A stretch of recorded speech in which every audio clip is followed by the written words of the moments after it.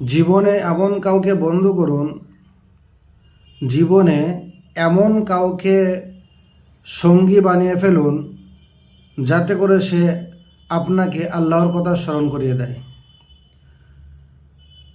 সে আখিরাতের কথা স্মরণ করিয়ে দেয়। আল্লাহর কাছে না চাইলে তিনি রাগম্বিত হন। আল্লাহর কাছে না চাইলে তিনি রাগম্বিত হন। অথচ এই আদম সন্তানের কাছে কিছু চাইলে বা প্রার্থনা করলে তিনি রেগে যান।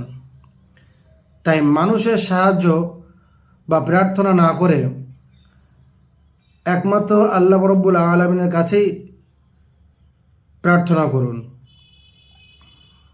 নিজের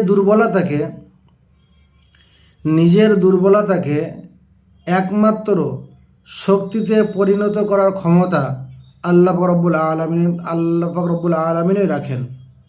তাই মানুষের কাছে সাহায্য প্রার্থনা না করে আল্লাহ রব্বুল আলামিনের কাছেই সাহায্য প্রার্থনা করুন।